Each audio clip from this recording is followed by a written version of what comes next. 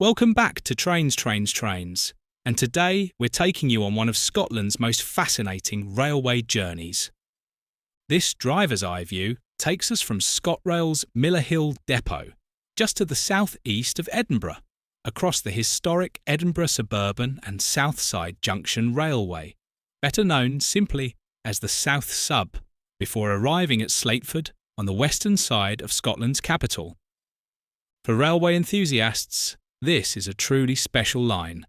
It's a route that very few passengers ever get to experience, yet almost every freight train passing through Edinburgh relies upon it.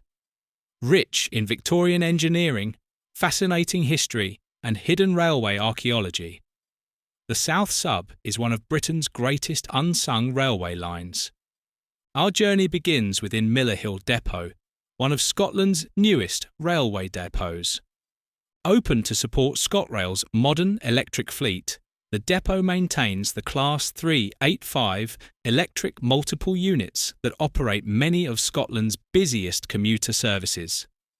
Beside the passenger depot lies the historic Millerhill Freight Complex, which for generations has been one of Scotland's most important railway yards, handling coal, engineering trains, and freight from all over Britain.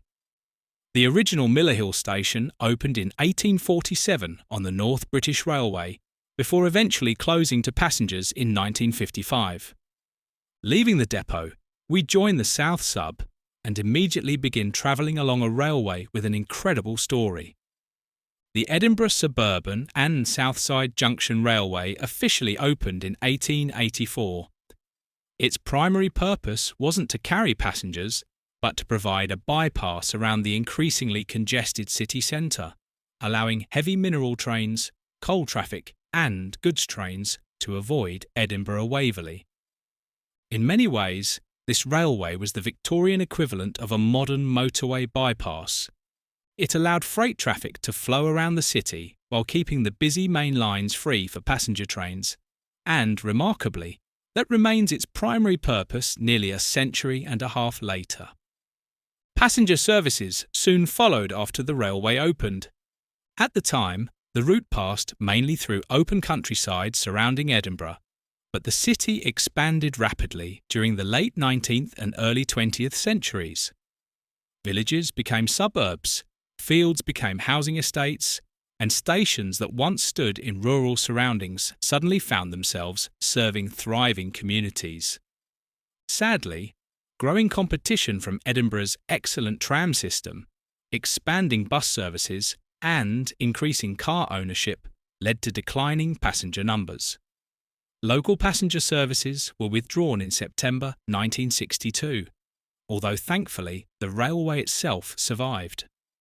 Today it continues to carry freight trains, engineering trains, and occasional diverted passenger services whenever the main line through Waverley is unavailable. As we continue westwards, notice how peaceful the surroundings become. Although we're never far from Scotland's second largest city, much of the railway feels surprisingly rural. Deep sandstone cuttings, mature woodland, and impressive Victorian bridges create a wonderfully atmospheric railway. It's easy to forget you're travelling through the heart of Edinburgh. Soon we approach the site of Duddingston and Craigmillar station. Opened with the railway in 1884, this station once served both communities before closing with the rest of the passenger service in 1962. Although the platforms have disappeared, careful observers can still identify where the station once stood, making this a fascinating location for anyone interested in railway archaeology. Nearby lies Craigmillar Castle, one of Scotland's best preserved medieval castles, whose history stretches back more than 600 years. Looking north, Arthur's Seat dominates Edinburgh's skyline, reminding us just how close we are to the historic city centre, despite travelling on what feels like a hidden railway. Continuing west, we reach the former Newington station.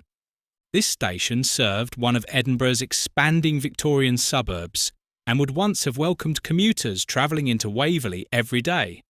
Today, there's little evidence remaining, yet beneath the modern landscape, lies an important piece of Edinburgh's transport history. As we continue around the southern edge of the city, the line begins climbing gently towards Blackford Hill. The former Blackford Hill station opened with the railway in 1884 and occupied one of the most scenic sections of the route. Just beyond the railway stands the Royal Observatory Edinburgh, perched high above the city on Blackford Hill. Although much of it is hidden by trees, this area offers wonderful views across Edinburgh and towards the Firth of Forth.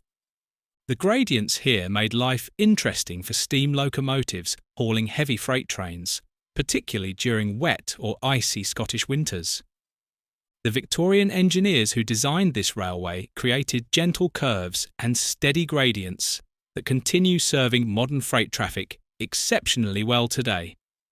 Next comes Morningside Road station. Morningside has long been one of Edinburgh's most desirable residential districts, famous for its elegant Victorian architecture, independent shops, and leafy streets. Although passenger trains disappeared over 60 years ago, the railway itself continues quietly beneath the city, largely unnoticed by thousands of people passing overhead every single day. One of the most fascinating locations on today's journey is Craiglockhart. The station here had an unusual history, opening in 1887, closing during the First World War, reopening afterwards, and finally closing permanently in 1962.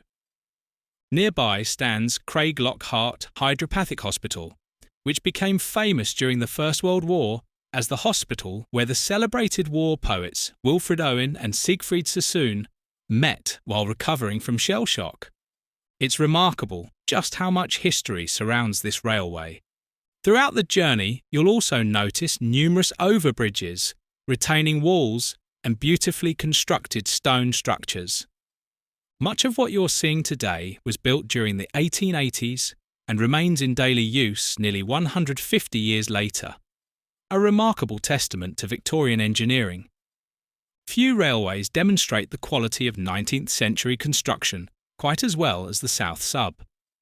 Approaching the western end of the route, we reach the former Gorgie station, later renamed Gorgie East.